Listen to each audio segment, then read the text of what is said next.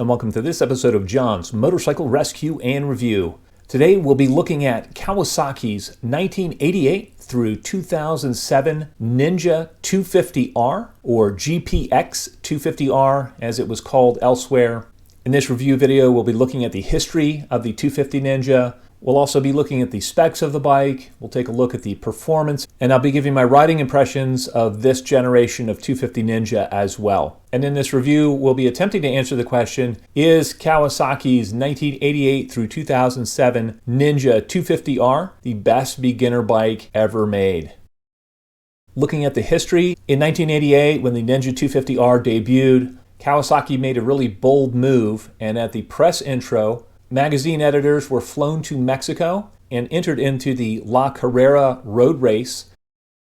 And it's a 115-mile road race. It took place on public roads. This bold move really paid off, and the Ninja actually won in its class. And over the entirety of the course, it averaged an astonishing 97 miles per hour. And this is just a shocking figure for a 250cc size motorcycle. When the Ninja 250R debuted, I was just getting into motorcycling, and I thought it was just such a cool looking bike. It looked so much like Kawasaki's bigger bikes, the Ninja 750 and the Ninja 1000. And at the time of its debut, it was definitely the best looking 250cc sport bike on the market.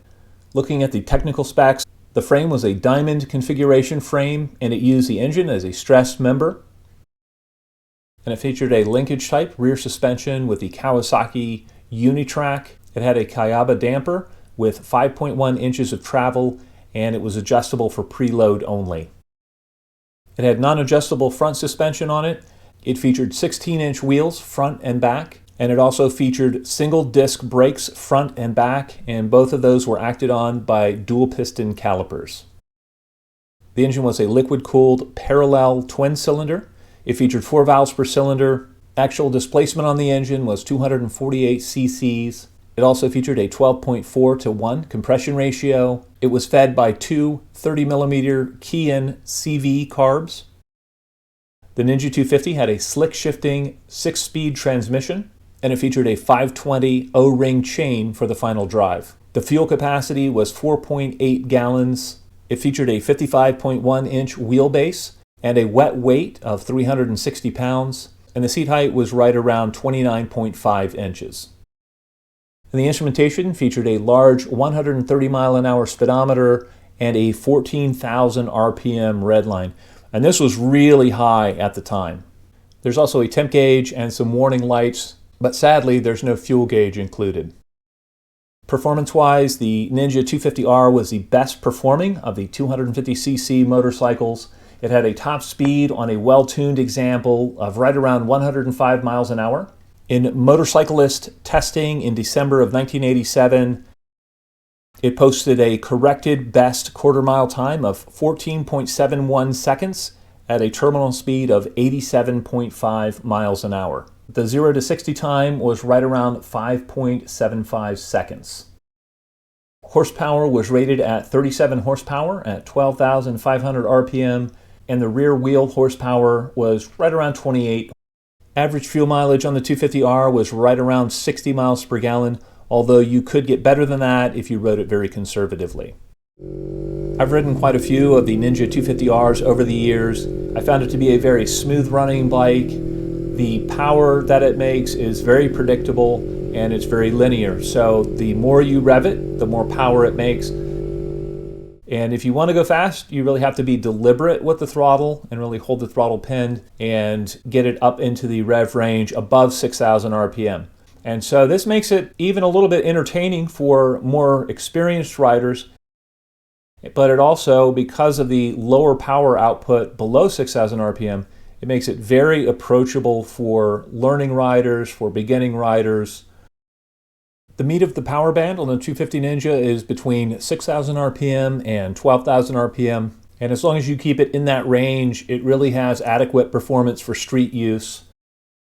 I also found the seating position to be very comfortable. Even though at 6 foot 4 inches tall and over 200 pounds, I am beyond what the Ninja 250R was designed for as far as rider size. It was still a comfortable ride, even for a little bit longer periods of time. It wasn't overly cramped in the cockpit. It had some really nice features to it. It had the bungee hooks by the rear seat. To me, it was always the most comfortable of the 250cc motorcycles. It makes a great commuter bike. It's very easy to ride. It transitions from side to side almost effortlessly. It handles very, very nicely in the corners. And the suspension is surprisingly compliant over most road surfaces. It's a very comfortable ride. When ridden in a sporting environment, in the corners and in the twisties, the 250R is really, really a hoot. It feels almost like you can't go too fast for a corner.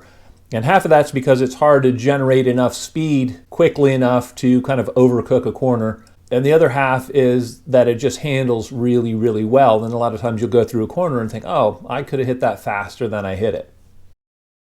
Braking performance on the Ninja 250 was adequate for the size of the bike. My only complaint there is that when you were braking hard with the front brakes, it could use up most of your suspension travel, and if you hit a bump, it could potentially lock the front wheel.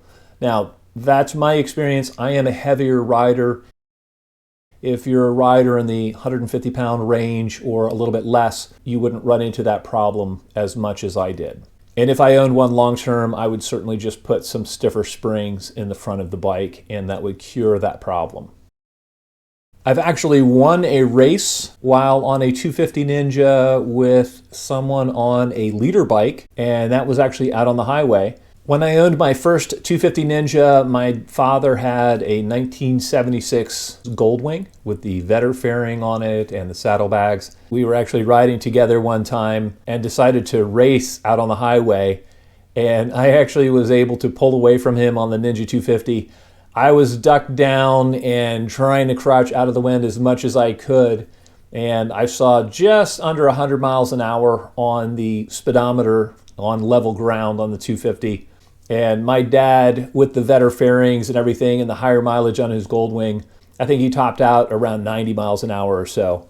But I was surprised by the results of the race. These bikes can still be easily found on the used market.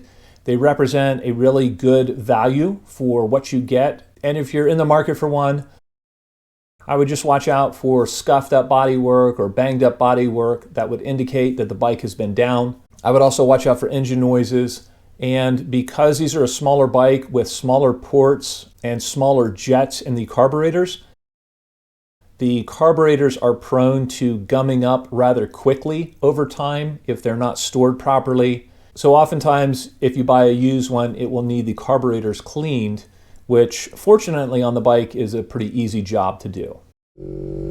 I think my favorite aspect of the 250 Ninja is its broad range of usability. It makes an excellent commuter bike. It makes a really fun little sport bike to ride in the corners and to really get it up in the rev range and ride it in an aggressive way. And even though it's only a 250, it's actually comfortable enough and capable enough to do some longer distance rides if that's what you want to do. I like the fact that it's accessible for beginning riders. It's non-intimidating, and yet it has enough performance and fun on tap that it can keep more experienced riders entertained over the long haul. And I've always found it to be the best of the 250cc motorcycles. Well, I'd love to know what you guys think. If any of you have owned or ridden Kawasaki's Ninja 250R, please feel free to comment in the comment section below. As always, I hope you found this video entertaining and informative, and until next time, enjoy the ride.